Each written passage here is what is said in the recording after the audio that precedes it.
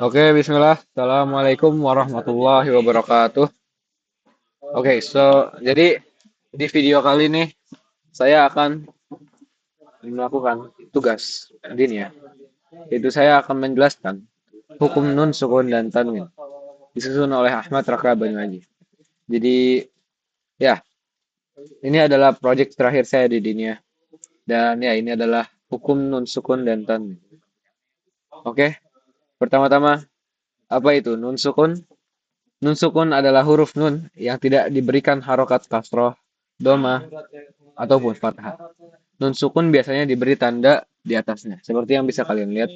Ini adalah huruf hijaiyah yaitu huruf nun dan ada tanda sukun atau tanda seperti bulatan kecil di atasnya. Jadi kalau kalian melihat di Al-Quran, ini yang biasa namanya nun sukun. Oke, kita next. Apa itu tanwin? Tanwin adalah tanda harokat ganda atau harokat yang ada dua yang mirip ucapannya seperti nun mati. Jadi an in un ya.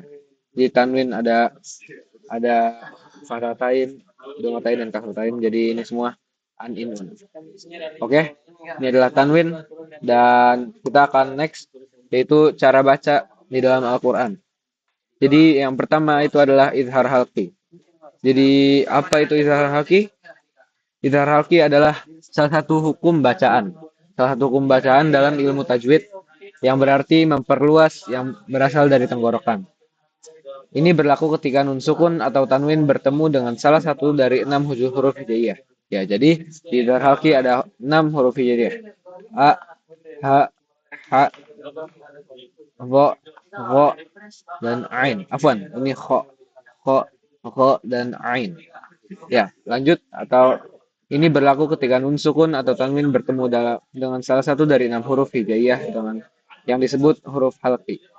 Huruf halqi tersebut adalah yang tadi saya sudah katakan atau ha, kho, ain, koin, ha, dan hamzah. Oke, sekarang kita akan masuk ke dalam contoh. Contoh pembacaan izhar halqi. Jadi kalian bisa lihat di sini. Jadi ini yang tanwin dan huruf a, yang huruf hamzah. Ilahan akhor, ilahan akhor. Yang ini adalah nun sukun. Nun sukun. Min ayatina, min ayatina. Jadi ini jelas. Min a. Jadi jelas. Dan ini yang ha, fariqan hada, fariqan hada. Oke, yang ini next. Yang ha dengan nun sukun min hadin, min hadin.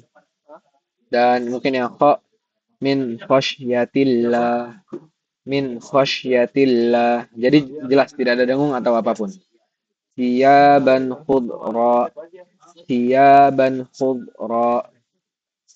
Oke, yang ini a mungkin ain min ato, min ato.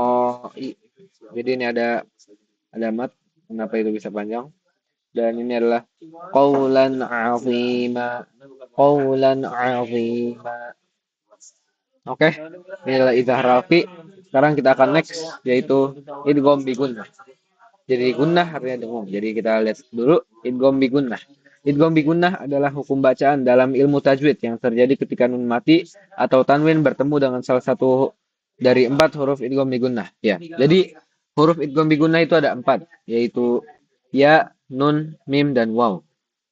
Dan saat bertemu, nun mati atau tanwin meleburkan dan dibaca dengan dengung. Idgham bigunah ini dibaca dengan mendengung selama 2 harokat. Jadi kita harus mendengungkannya 2 harokat. Oke, jadi kita bakal coba yang membaca yang ya. Hisabai yasira, hisabai yasira. Itu yang tanwin. Dan sekarang ini yang nun mati. Ayyaf, ayyafqahu, ayyafqahu.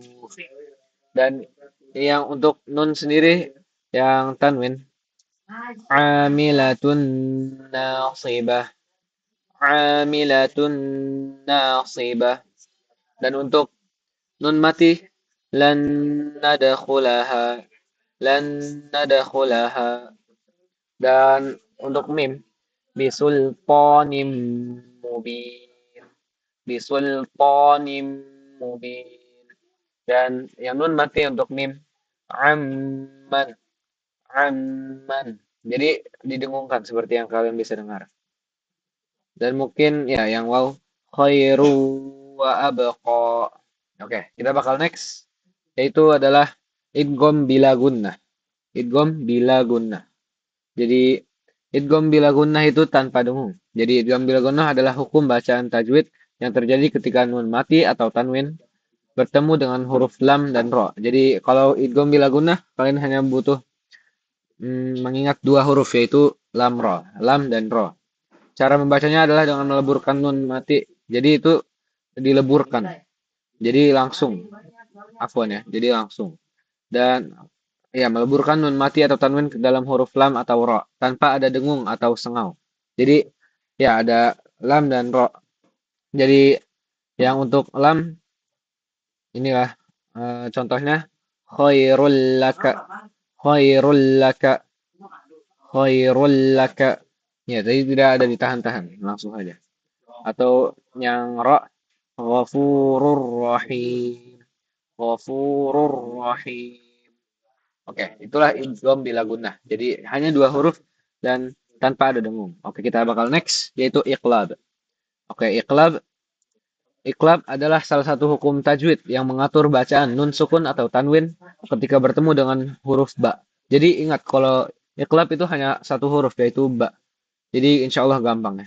Dalam iqlab, nun sukun atau tanwin diganti menjadi huruf mim, bunyi huruf mim dengan disertai dengungan.